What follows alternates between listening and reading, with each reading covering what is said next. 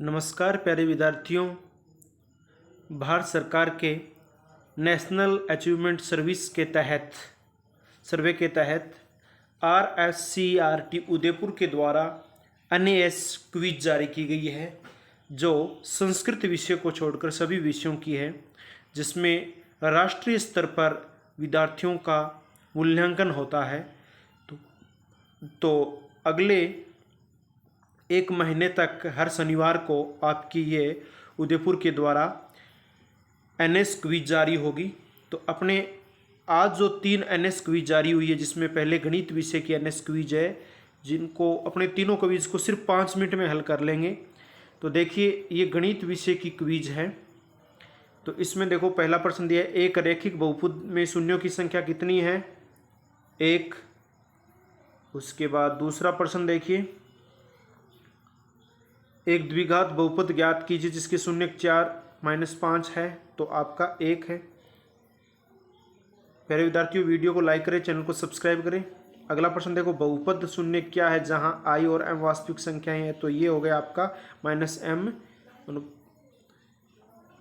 हो गया। अगला प्रश्न देखिए, यदि द्विघात बहुपद के शून्य का है x² वाला, तो इसमें आपका नीचे वाला a = 0, b = -6। प्यारे विद्यार्थियों, डिस्क्रिप्शन में WhatsApp group, Facebook page, Instagram, Telegram channel का लिंक दिया गया, वहाँ पर जाके क्लिक करके आप ज्वाइन कर सकते हैं। निम्नलिखित में से कौन सा सत्य कथन है? प्रत्येक वास्तविक संख्या या तो परिमेय होती है या फिर अपरिमेय। ये आपका उत्तर है। इसके बाद अगला प्रश्न देखो, रिक्त स्थान भरना है आपको। इस रिक्त स्थान में क्या आएगा? 2 आएगा। क्या आएगा? 2 आएगा। आगे देखो, निम्नलिखित में से कौन सा सह अभाज्य युग्म है? 14, 35, 18, 25, 23, 69, 64, 34। इसमें आपका 18, 25। इसके बाद अगले प्रश्न की ओर पढ़ते हैं। रिक्त स्थान भरना है, परिमेय क्या कहलाती है? तो आपका ये उत्तर है। ठीक है, 3 नंबर। अगला प्रश्न देखो, निम्न में से कौन सा कथन सत्य है? सभी पूर्णांक एक पूर्ण संख्या है, प्रत्येक परिमेय संख्या एक पूर्णांक होती है, प्रत्येक अपरिमेय संख्या एक वास्तविक संख्या। यानी ये तीसरा उत्तर है आपका। कौन सा उत्तर है? तीसरा उत्तर है। आगे बढ़ते हैं अगले प्रश्न की ओर। सही या गलत बताए, एक प्राकृतिक संख्या का अभाज्य गुणनखंड उसके गुणनखंडों के क्रम को छोड़ते हुए अद्वितीय होता है। तो वो है आपका सही। बिल्कुल, ये कथन क्या है? सही है। और इसके बाद अगला विषय आ जाता है आपका। अगला विषय है विज्ञान। अगला विषय है विज्ञान। तो विज्ञान में ये क्या, निम्नलिखित में से कौन सा उत्पाद ग्लूकोज के टूटने के परिणाम स्वरूप नहीं बन सकता? तो आपका उत्तर है मेथनॉल। कौन सा? मेथनॉल। प्यारे विद्यार्थियों, NS जो उदयपुर के RSCERT के द्वारा जारी की गई है ये क्विज, पौधे के वायवीय भागों में जल का उत्सर्जन कहलाता है वाष्पोत्सर्जन। अगला प्रश्न देखिए, निम्नलिखित में से किसके परिणाम स्वरूप रंग परिवर्तन होगा?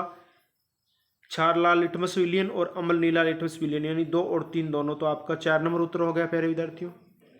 आगे बढ़ते हैं अगले प्रश्न की ओर। अगला प्रश्न देखो, एक जीव विघटन द्वारा प्रजनन करता है, जो प्रजनन का एक अलैंगिक तरीका है, जीव हो सकता है कौन सा? अमीबा।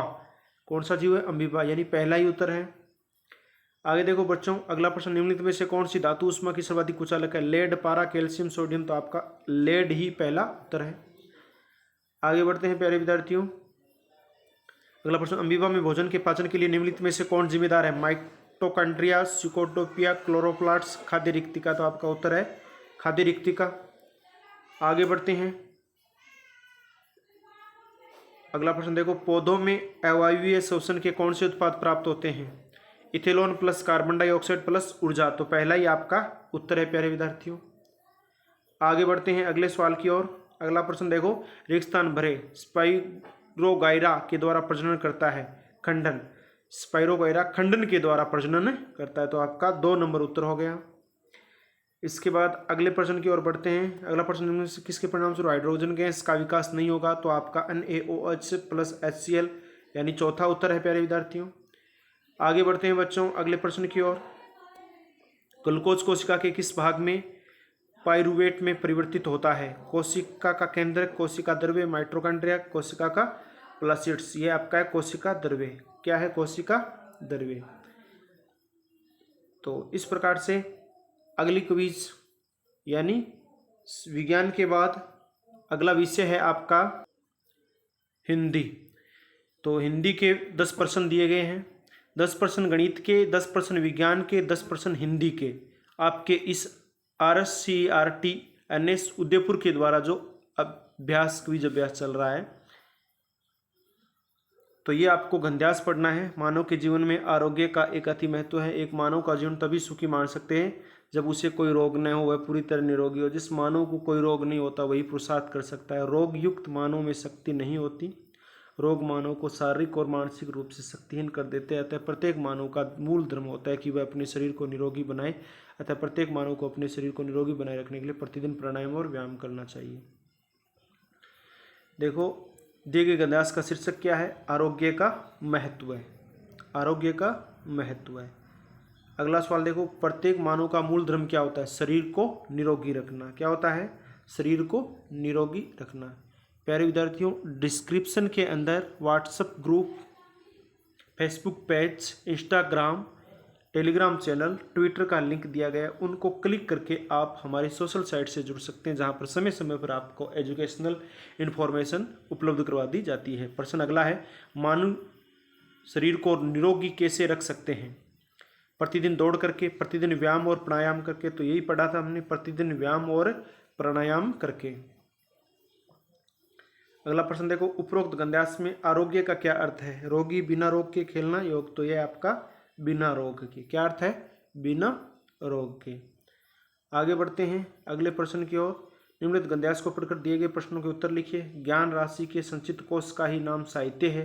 प्रत्येक भाषा का अपना साहित्य होता है। जिस भाषा का अपना साहित्य नहीं होता वह रूपवती भिखारिणी के समान कदापि आदरणीय नहीं हो सकती। भाषा की शोभा, उसकी श्री संपन्नता उसके साहित्य पर ही निर्भर करती है। साहित्य में जो शक्ति छिपी रहती है वह तोप, तलवार और बम के गोलों में भी नहीं पाई जाती। साहित्य सर्वशक्तिमान होता है। अतः सक्षम होकर भी जो व्यक्ति ऐसे साहित्य की सेवा और अभिवृद्धि नहीं करता है वह आत्महंता, समाजद्रोही और देशद्रोही है। साहित्य समाज का सर्वोत्तम फल है। इसका निर्माण और रसास्वादन करना हम सभी का परम दायित्व है। ये हमने गंध्यास पढ़ लिया। अब दिए गए गंध्यास के शीर्षक को चुनना है। तो साहित्य की चर्चा हो रही, तो शीर्षक भी आपका क्या है? साहित्य है। आगे, जिस भाषा का साहित्य नहीं होता वह किसके समान होती है? भिखारिणी के समान। किसके समान है? भिखारिणी के समान होती है। आगे बढ़ते हैं अगले प्रश्न की ओर। एक बार फिर यही गंध्यास आ गया है। चलो, ये गंध्यास तो पढ़ा हुआ है। साहित्य में जो शक्ति है वो किस में नहीं पाई जा सकती है? तो तोप, बम और तलवार में। तो आपका तीसरा उत्तर है। आगे, साहित्य किसे कहते हैं? तो उत्तर है ज्ञान राशि का संचित कोश, यानी खजाना। ज्ञान राशि का संचित खजाना होता है, उसी साहित्य कहते हैं। दिए गए गंध्यास के शीर्षक को चुनिए। अब देखो, ये दिए गए गंध्यास का शीर्षक और उत्तर दे रखा है शिक्षा का उद्देश्य। तो ये कौन सा गंध्यास है? ये गंध्यास नीचे आने वाला है। प्रश्न में थोड़ी गड़बड़ी हो गई है। गंध्यास नीचे और प्रश्न ऊपर आ गया। तो इस गंध्यास का उत्तर शिक्षा का उद्देश्य। अब ये गंध्यास देखो नीचे आपको मिल जाएगा। संस्कार ही शिक्षा है। शिक्षा इंसान को इंसान बनाती है। आज के भौतिकवादी युग में शिक्षा का प्रमुख उद्देश्य सुख पाना रह गया है। अंग्रेजों ने इस देश में अपना शासन व्यवस्थित रूप से चलाने के लिए ऐसी शिक्षा को उपयुक्त समझा, किंतु यह विचारधारा हमारी मान्यता के विपरीत है। आज की शिक्षा प्रणाली एकांकी, उसमें व्यवहारिकता अभाव है, श्रम के प्रति निष्ठा नहीं है। प्राचीन शिक्षा प्रणाली में आध्यात्मिक एवं व्यवहारिक जीवन काल की प्रधानता थी। शिक्षा केवल नौकरी के लिए नहीं, जीवन को सही दिशा प्रदान करने के लिए थी। अतः आज के परिवेश में यह आवश्यक है कि इन दोषों को दूर किया जाए, अन्यथा ये दोष सुरक्षा के समान हमारे सामाजिक जीवन को निगल जाएंगे। तो इसका शीर्षक वो शिक्षा था, तो ऊपर भी आया था। आज की शिक्षा प्रणाली कैसी है? एकांकी है। कैसी है? एकांकी है। 2 नंबर उत्तर हो गया। आगे बढ़ते हैं अगले प्रश्न की ओर। तो आपकी क्विज यहाँ पर 3 विषयों की क्विज थी, वो कंप्लीट हो गई प्यारे विद्यार्थियों। और ये NAS नेशनल अचीवमेंट सर्वे RSCERT की उदयपुर के द्वारा जारी की गई है, जो आपका राष्ट्रीय स्तर पर मूल्यांकन किया जाएगा। तो प्यारे विद्यार्थियों, आपने इस NS क्विज को अंत तक देखा, इसके लिए आपको बहुत बहुत धन्यवाद।